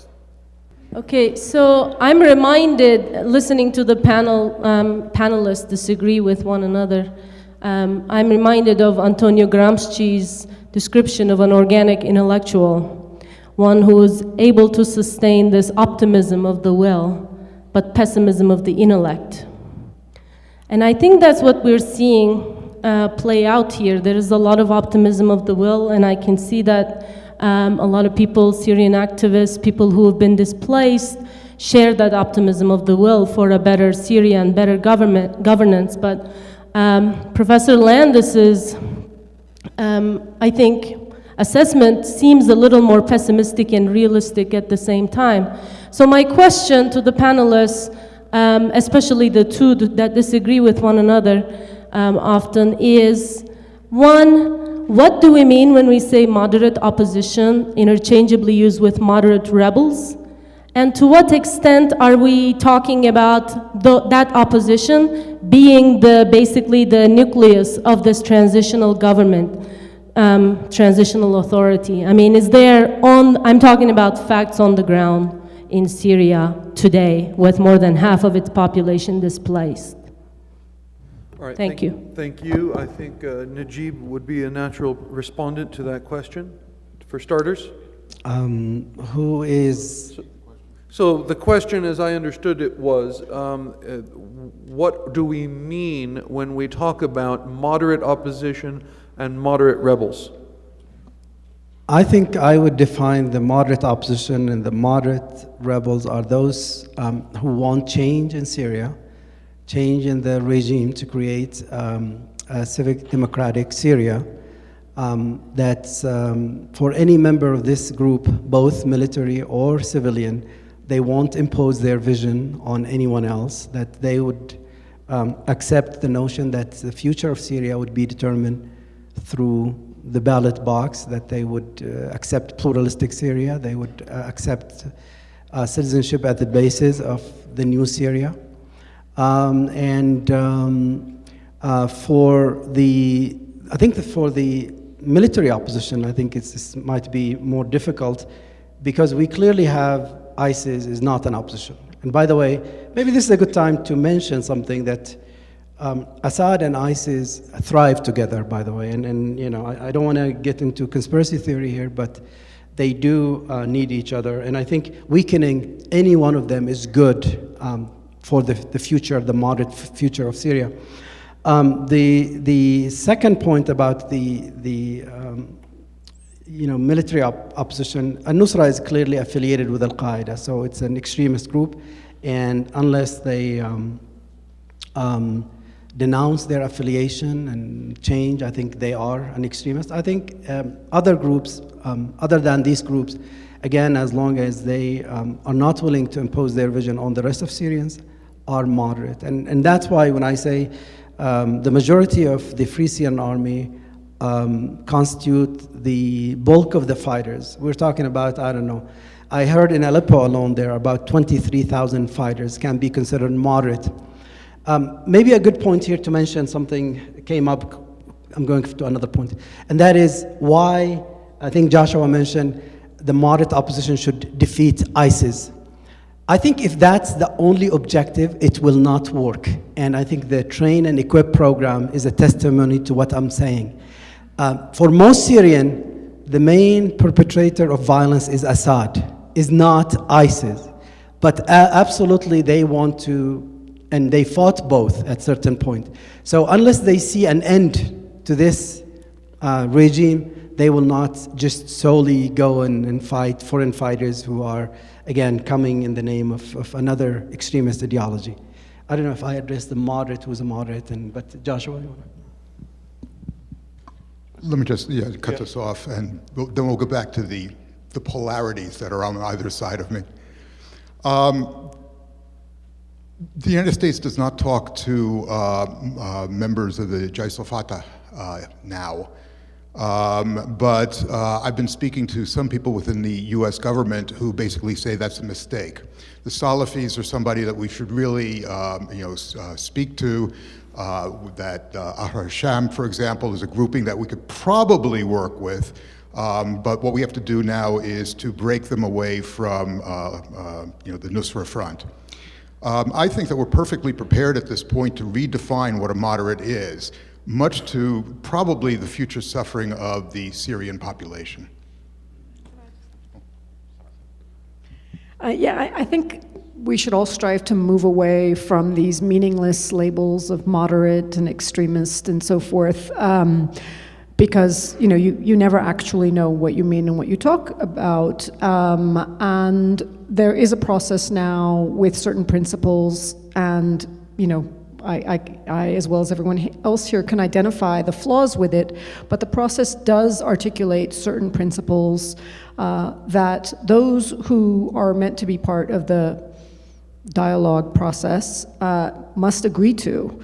And if they're willing to agree to those principles that are articulated, which includes a transition, which includes elections, which includes ultimately a constitution, which includes minority protections, a unified Syria, and so forth, should be allowed to participate. And if their conduct belies those commitments, then they can be excluded. And if their conduct belies the commitments, then they're going to be fighting anyway.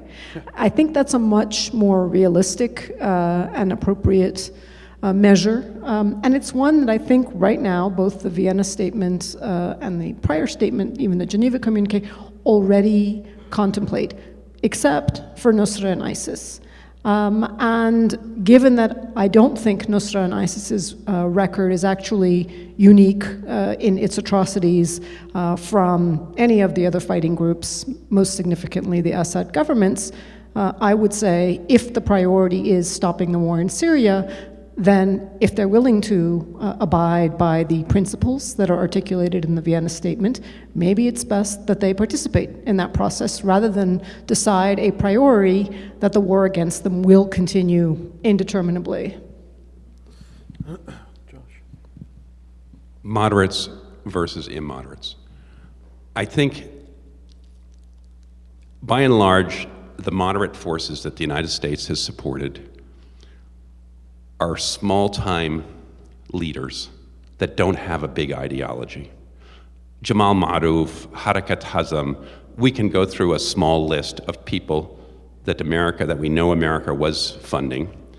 They could dominate a village, 2, 3, 4 villages. Maybe they had 1,000 men, maybe 2,000. But they were small-time zaims who were protecting their region. If they went over 10 villages, they would be seen as a foreigner. Not everywhere, but they had a small little circle in which they operated. The major militias that have an ideology to sell, that have representation in the north and the south, are almost overwhelmingly the Islamist militias.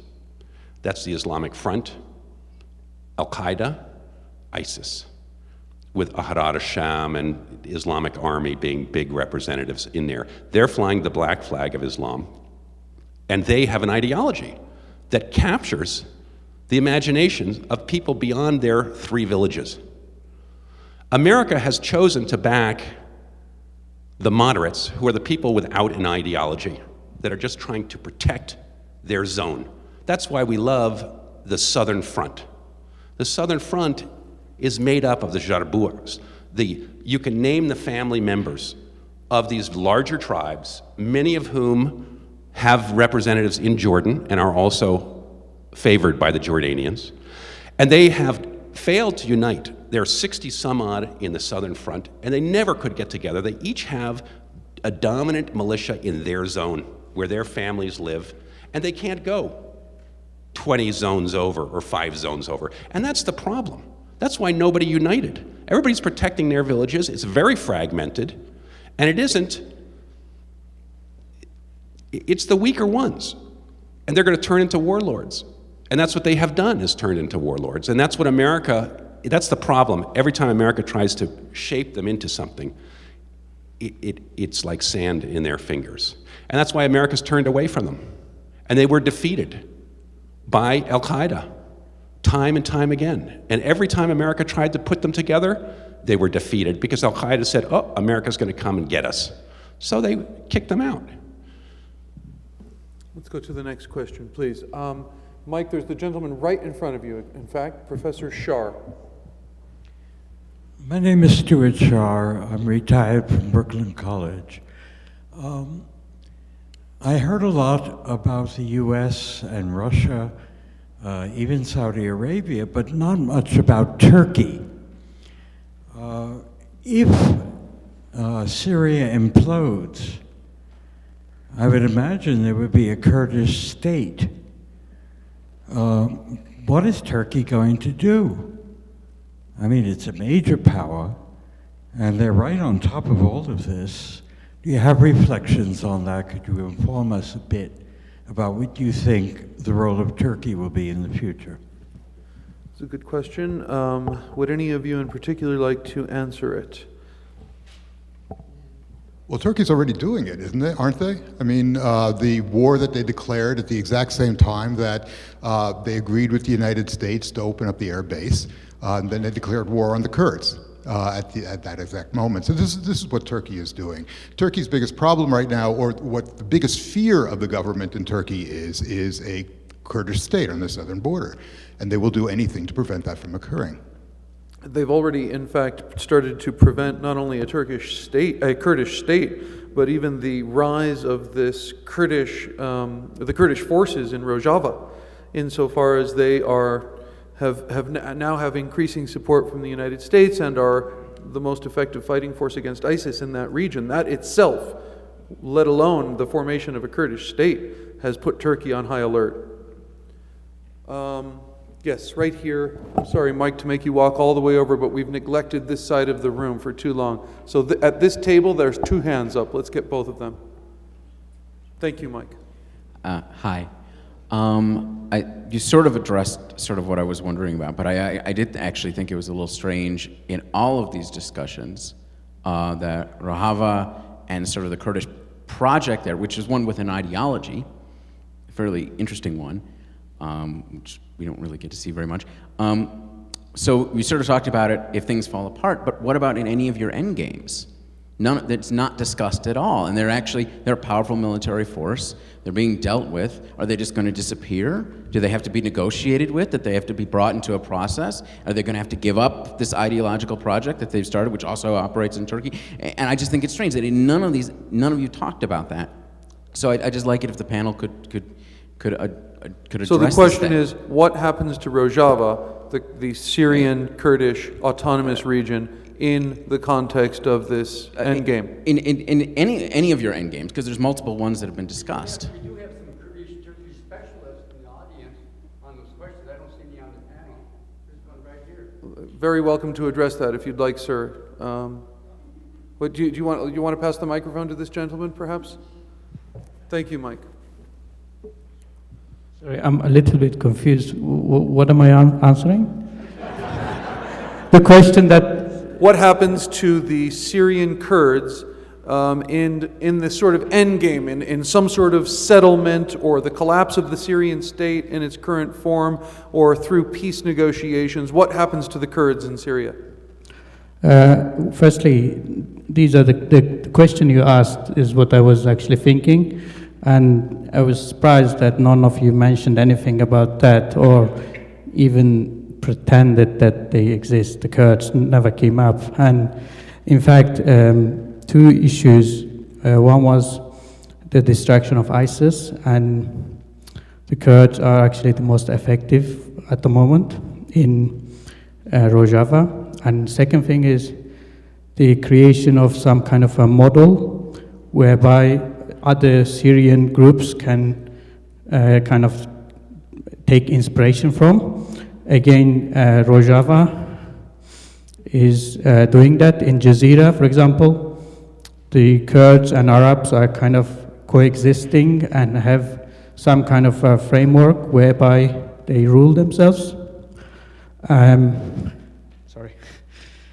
The main issue is that the Syrian opposition has has not addressed the demands of the Kurds, and as a result of that, the Kurds have not been incorporated into the mainstream sort of Syrian opposition, and that has made them even made the Syrian opposition weaker, because they come and, you know, all these Western countries, they talk about, they represent the Syrians, but in fact they are reproducing a lot of the same nationalist rhetoric, which isn't going to solve the problem.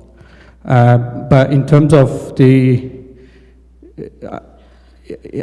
I mean, there are two issues. One is the Kurds are not going to give up what they have. Second thing is the Kurds, the question is how to incorporate Kurds into the opposition. And to do that, the Syrian opposition needs to actually engage with the Kurds and form some kind of unity where they can build on kind of a democratic Syria from that. I hope I answered it. No, thank you for those comments. Please. Well, just correct something you said, sir, that the Syrian opposition has not really addressed the Kurdish question is not correct. We have in the Syrian coalition 15 representatives of Kurdish groups, mostly the National Kurdish Council, which I do understand is not representative of all the Kurds in Syria, and representative of activist Kurdish young people who started with the Syrian revolution. I think the group that we have not been able to reach an agreement was the PYD, which is the group affiliated with the PKK. And I think the party, the political party. Yeah, the political party. And I think, yes, the PYD is popular and does have a presence in Syria, and we have to address it. Our problem with the PYD is that they have not taken a clear position on the Assad regime. They still coordinate. For instance, they said they are the forefront of fighting ISIS. Great. But they are part of the coalition that include Russia, the Assad regime, and the Iraqi government, and Iran. So there is that ambiguity there. But we are in the opposition. We address the Kurdish question. We have a whole document addressing the rights of the Kurds in Syria, both political, cultural, linguistics, that's been accepted by our Kurdish colleagues who actually made it a prerequisite to join the Syrian coalition. And I think we do need to talk to the PYD, but as I said, they have not decided which side they want to be on. A question of a Kurdish state in Syria, I doubt very much this could happen simply because of demographics. The percentage of Kurds in Syria are 8 to 9%, and they don't constitute a majority in any area, including you could disagree with that, that's your right. Right. No, I think the Kurdish state was suggested. No, I think it's not, and it's nothing wrong with it. I mean, it's nothing wrong with the Kurds of advocating that issue. I think, coming back to Turkey, I think Turkey will not allow that. Part of the Turkey's enthusiasm for safe zone is to make it free of ISIS and of the PYD. So that's the reality. Okay. Oh my gosh, lots of questions. Can I also address that, yes, please? thank you. I had actually you in mind, please. Great. Well, I'd like to thank MESA and the panel for giving us engaging debate on these questions that actually matter. So it's awesome to hear everyone being controversial, saying their own things. I'm Jason Pack from Cambridge University and Libya Analysis, and I want us to get an intellectual historical parallel here. I toss out three, and hopefully you guys can run with it. One is the French Mandate period. If 2 states, why not 5? 2 is Libya post-Gaddafi. If 5 states, why not 27? I.e. the movement to these local, truly authentic groupings. And then the third parallel, of course, is Westphalia. Maybe you guys know what Brendan Sims is proposing at Cambridge, looking at the events from 2011 to now as the 30 Years' War of the Middle East. So I toss out to you those historic parallels. It would seem to me as soon as you accept 2, you have 5, and then you have going to these local communities where, in fact, the only way to put it together, like we're having in Libya with the failure of the UN process, is to build from the community/tribe/local council level up. Please tell me your thoughts. We do have 2 historians of the region on the panel, so. First, let me answer this question about the Kurds, if I can go back. Please. and my sentiments are with you, but I don't think my answer is going to satisfy you. I did mention the Kurds in my talk of Rojava, which I said the United States is not going to allow at the negotiations.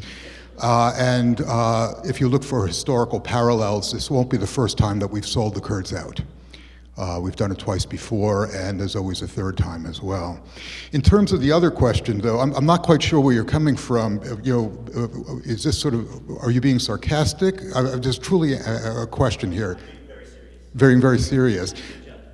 I have several problems with the way the question has been posed, though. I mean, you use the phrase truly authentic. It's as if, for example, sectarian divisions or tribal divisions, which, by the way, many of them, in Libya, for example, were actually created by the Gaddafi regime, that tribes have been redefined, et cetera, that these are truly authentic loyalties that people actually have. And the other aspect of the question that disturbed me was the 30 Years' War. It was very interesting. I went to a conference that tried to compare the 30 Years' War with what was going on now, and the people who are doing the work now address what was going on now, and only the people who knew something about the 30 Years' War and didn't know anything about the contemporary Middle East were trying to draw parallels between the two. There are no parallels between what's going on now and what had gone on in the 30 Years' War. This is not a religious war. This is there's been a long time, a lot of water under the Westphalian Bridge. So this is not it. I would also go back to a political scientist by the name of Boaz Atzili, who talks about border fixation after World War II. The idea being that after World War II, there was this idea that as hard as you can do it, as hard as the international structures can do it, institutions like the UN, great powers like the United States, et cetera, borders were not to be tampered with. Now, that has seen some exceptions to it, for sure. But the idea is that borders within, for example, the Middle East, as strange as they are, as artificial as they are, as if not all borders, by the way, aren't artificial, but as artificial as they are, they've held for 70 years. And a lot of that has had to do with the fact that the international community does not tolerate the shifting of the borders. It creates too many problems on too many fronts. Kurds. I'm sorry I didn't mention the Kurds. I just didn't want to be too complicated and go on forever. I think the Kurds are home free in Syria. I don't see any power that's going to defeat them, not even the Turks. The Turks are trying to contain them and not allow them to bridge between Kobani and Afrin. And I think the Turks will get their way on that and not allow them to make the entire border. And maybe they'll shrink a little bit. But I think that they have played out their strategy. America has used the Kurds to roll back ISIS as much as they possibly can. Maybe they get a little bit more out of it. But the Kurds don't want to expand over purely Arab territories. And if they do expand, I think they'll be doing themselves a great disservice, because they will produce a great deal of anti-Kurdish animosity that more than is already there, and it'll create a backlash at some further. But I think they're home free as long as the Arabs are divided, which they're going to be for a long time, just like in Iraq. Kurdistan emerged, quasi-emerged, because the Arabs remain divided. And as long as they remain divided, nobody is going to defeat Barzani and Talabani. And the same thing will happen in Kobani. In Syria. I can't see any rebel force defeating them today. How about on the historical parallel? The historical parallels. I see some historical parallels, and I've used them myself. I think that the question of religious war is an important one. I've made a lot of parallels with Central Europe during the interwar period, when this great sorting out argument that I've been making for some time, and what happens with the borders, the 1919 borders that are laid down throughout Central Europe and the Ottoman Empire, and how the borders remain the same in Central Europe, but the people are rearranged to fit the borders. So you get tremendous ethnic cleansing throughout Central Europe. And I think that something similar is going on today in the Levant. So, but mandate, the Druze are too weak. They're lost. The question, the big question is, can the Shiites of the coast hang on to Damascus and what they've got? I don't think, in counter-distinction to some of my colleagues here, that Assad wants to ethnically cleanse the Sunnis of Damascus, Latakia, and all the coast. His vision is one of a secular Syria where people live together. Now, obviously, if rebels refuse or rise up against him, he has shown that he's happy to ethnically cleanse them. In the suburbs of Damascus, Aleppo, opposition Aleppo is almost empty. There were 2 million people living in the rebel side of Aleppo. Now there's about 200,000. So he's perfectly willing to ethnically cleanse where people revolt against him, but where they do not, he has left them.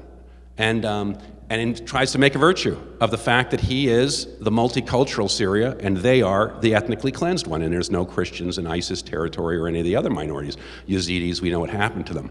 So, but I don't think that you're going to get more than those three. You're going to get a rebel, you're going to get an Assad-dominated coast, and you're going to get a Kurdish north. Okay, yes, right in the front here, please. And just- then in the sorry, back. Oh, can so I I'm just- so sorry, Sarah. okay. Please. Not a historian, and I won't respond on what Assad has in common with every other dictator, which is as long as you don't challenge him, he won't cleanse you. But in terms of the Kurdish experience, I would just say, interestingly, in Iraq, it's the Kurds who haven't chosen to separate from Iraq, to hold a referendum to secede from Iraq. That choice could, and many have advocated that they should take that referendum and that choice, but they've chosen not to. And so I don't think we would assume that the Kurds in Syria will choose to secede. They make calculated interests as to why that's not a good option now or anywhere near in the near future.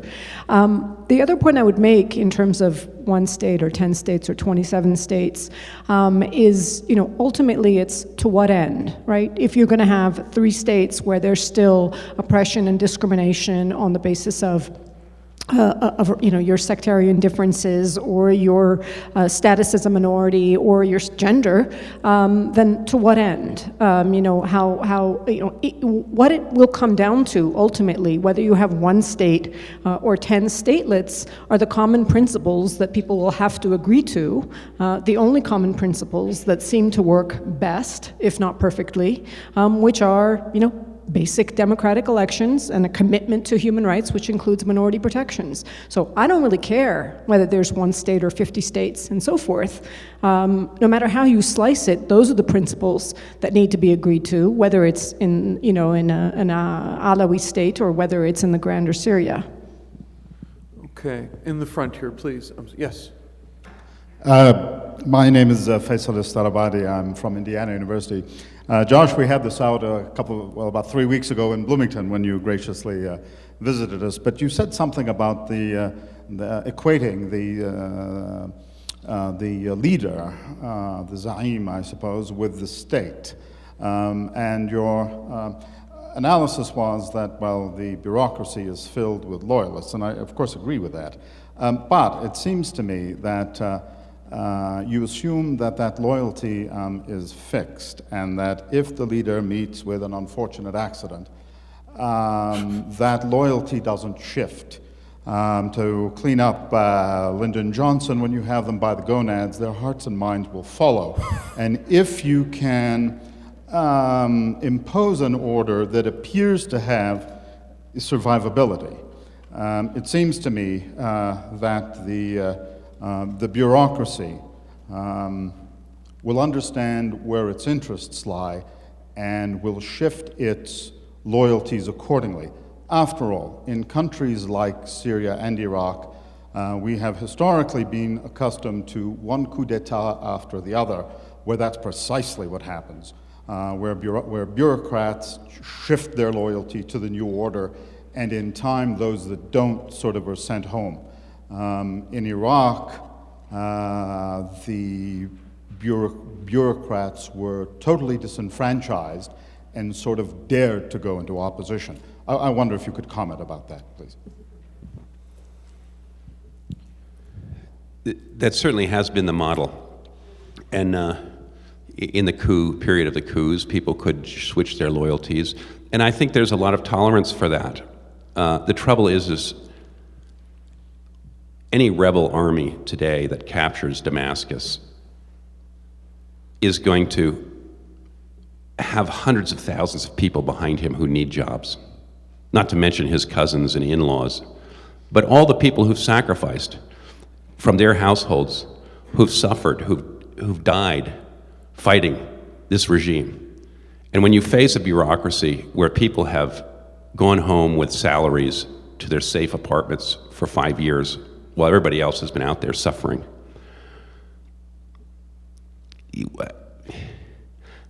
which rebel commander is going to say, well, you guys follow me. You can all stay in your jobs, and I'm not going to give them to my cousins. It just doesn't seem to me that that's the way it's going to work. It may have worked in the coup d'etats, but after a 5-year bloody civil war like this, it's hard to imagine that kind of gentility being executed. Okay, next question, yes. Let's go over here into this corner. Sorry to make you run all the way onto the other side, Mike, but thank you. Sociology, Dilek Cindoğlu from Turkey. I'd like to ask about your predictions regarding the refugees of Syria, which is around 4 million people now. Thank you. Yes, I believe Josh Landis was quoted in the New York Times a few months ago saying that Syrians will be like the Palestinians wandering around the region for generations and decades. Did I say something? You did. Does anyone want to comment on that? Sarah, I think people would be very interested in hearing your thoughts on the refugee crisis and the fate of the Syrian refugees. Well, I don't like to predict as much as I like to observe based on the facts. And the facts are that despite the unbelievable generosity of Turkey and Lebanon and Jordan to hosting such massive refugee populations, and in the case of Jordan and Lebanon, this is obviously a second wave after Iraq, the doors are closing. And, that's certainly something we would condemn from a human rights perspective, but from a political perspective, one would have to have some sympathy for. And I think that's the reason why Turkey is pressing so hard for a safe zone. And I think that is actually the primary reason why there's such serious consideration being given to monitors, or I think they're called humanitarian monitors on the ground in Syria under the international auspices, not because they're so concerned with protecting civilians per se, but because they're concerned with curbing the refugee flow. What we saw in Iraq is that most Iraqi refugees did return to Iraq when relative peace came to the country. What we saw was that when armed conflict started in earnest, as it did last year before the declaration of the caliphate, before ISIS was fighting in earnest, 500,000 Iraqi refugees fled from Anbar province, mostly internally displaced, that they'll move again. What I think we can predict, again, based on observations, is that those Syrian refugees in the immediate neighboring countries would return if there was a peaceful Syria to go back to, recognizing that the destruction of Syria's infrastructure is nowhere near, either much far worse than anything that we saw in Iraq. I think, though, that for refugees that are getting to Europe, they're not going to go back. And that is what the historical record pattern of refugees looks like. Yeah, I just want to comment on the refugees question from 2 points. Well, the first is many of us appreciate what the neighboring countries are doing, in fact, for the Syrian refugees, particularly Turkey, which took close to 2 million Syrians. And the facilities they're offering them, allowing them to enroll in school and work, etc.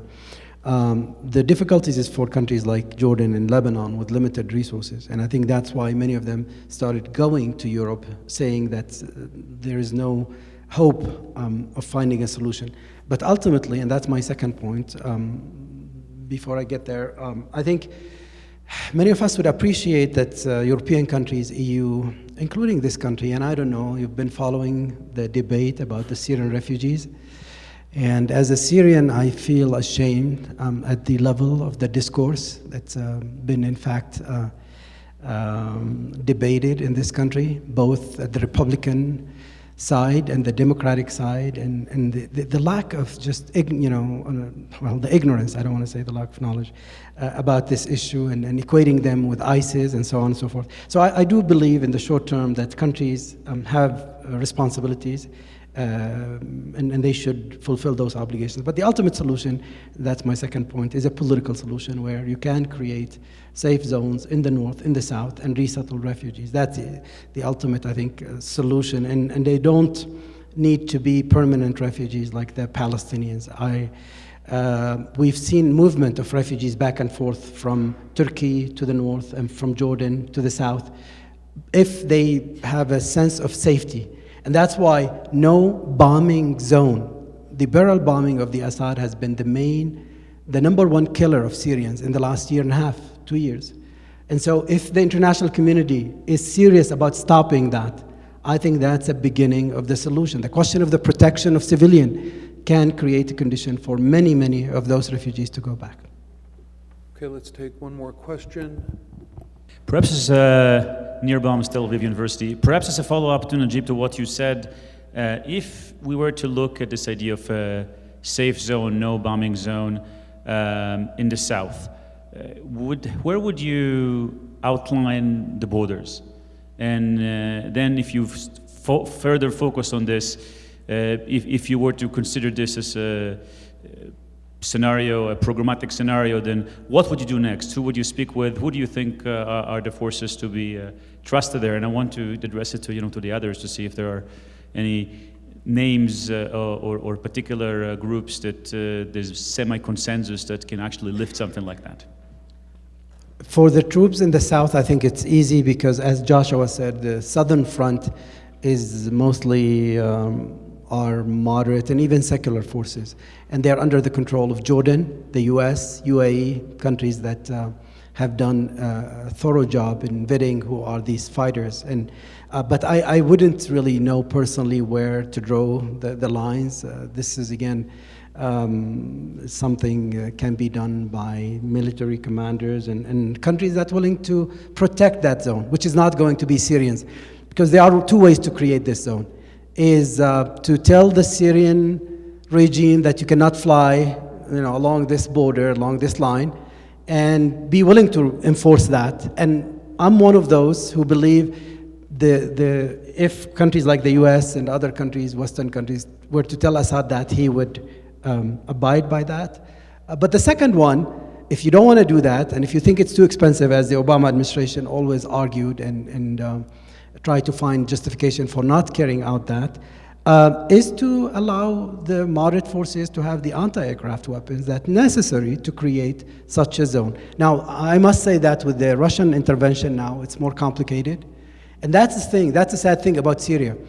It's the crisis of missed opportunities. What we could have done 2 years ago to end the conflict, it would have required so limited resources. Now it requires much more. And it's going to get that way till all countries involved decide we had enough and they are not going to be winners in this conflict, and we need to find a political solution.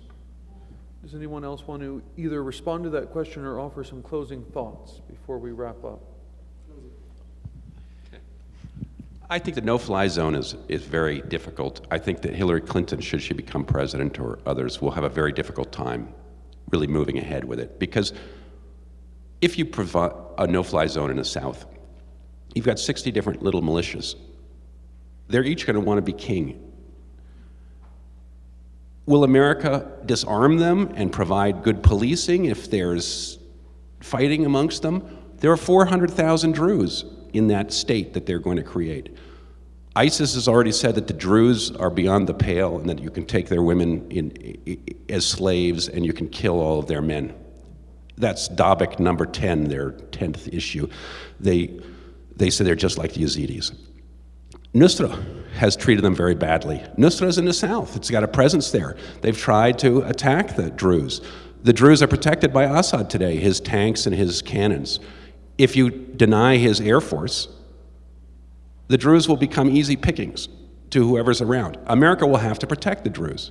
So you have to put boots on the ground or some kind of police force on the ground to provide the aid equitably to all the people and stop the militias from fighting each other and preying on the weaker minorities or whoever is going to be the weaker person. And it's a way for sucking America in. If you're going to do a no-fly zone, why don't you just put an international peacekeeping force over the entire Syria, take the arms away from everybody, and treat it like the mandate. And that's the problem. Once you go down that road of protecting people, you might as well protect the whole country because they're all suffering. And then nobody's going to do it, which is why Obama said as soon as Hillary becomes president, she will change her mind. And she's saying that now to differentiate herself from me, but she's not going to do it. That's what he said. Now maybe he's wrong and she will do it. But this is in the closing, I guess my last remark is that this is all of us are dealing with what I think, we've just heard, the terrible dilemma between the ideal justice and choosing between the least of the evils that are on the ground. And it's very clear that none of the international powers, save Russia and Iran, want to really get involved in Syria. They've got lots of talking points. They're going to stick to their talking points, but they're going to do nothing. And that's a recipe, unfortunately, for fragmentation in the future and more radicalization. And it's hard to see a way around that today. Okay, just on the question of the no-fly zone, as much as I hate to say it, I agree with everything Josh just said. There's a reason why almost the entire military leadership of the United States is against a no-fly zone, including the fact of how do you prevent people from using the no-fly zone as a safe zone, raiding into Syria, and then coming back into the no-fly zone. So it's one of those things that when you have the civilian leadership saying stuff like that and the military leadership saying it can't possibly work, you're going to end up taking the military solution to that. And that's number one. I guess if I have to have a closing statement, a la Ben Carson or somebody. My only,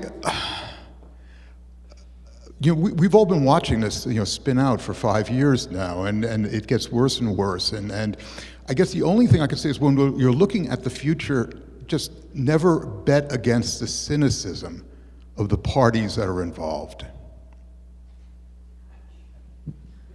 Najib, any closing thoughts? In closing thought, I disagree with Joshua again. Safe zone can be done. And I heard from military expert, US military expert, that it does not take much. When you talk about the Assad Air Force, before the Russian latest intervention, they are using these dated helicopters and aircraft that can be electronically jammed easily. There are so many ways. I believe that if there is a credible threat of the use of force, you can create that, and they are. And this is my major point of disagreement. Enough moderate forces in the north and in the south that can be capable of protecting that safe zone and provide a model for governance. I think it's been the main problem, the lack of political will. And here where I agree with Josh about the American administration, about Obama, who's been, in fact, his decision is one of inaction that's really empowered and embolden the Iranians and the Russians to be the key players in Syria. That's a sad state of affairs, but a lot can be done, less than accepting Assad, or there are no other solutions. And that's where, again, we can be creative in pursuing a political solution. Thank you. You seem to disagree with the point about the no-fly zone. Did you want to? I feel like I'm torturing people at this point. Human Rights Watch has not called for military intervention in Syria, which includes no-fly zone, safe zone, partial no-fly zone, and so forth. But it has called to an end to the barrel bombing. So how do you stop the barrel bombing? So the question would be, advocating for military intervention, at least as far as Human Rights Watch is concerned, would include determination that the intervention, the military intervention that's not authorized by the Security Council and thus is extra-legal, would do more good than harm. And we have not been overall persuaded, and so we haven't taken a position to advocate for military intervention, that the partial limited nature of a no-fly zone, which, for example, would do nothing to protect people from the atrocities of armed groups, would do more good than harm. That's why Mary Kaldor, among others, has called for a no attacks on civilian zone. But then, of course, the question is... It's called a ceasefire, right? Right, exactly. Thank you to all of our panelists. I really feel bad, genuinely bad, that there were so many hands up, that questions that did not get answered. But I have been instructed by the MESA governing body that we really have to get out of this room at 4:30. It is now 4:36, I believe. So 4:39. So thank you to all of you.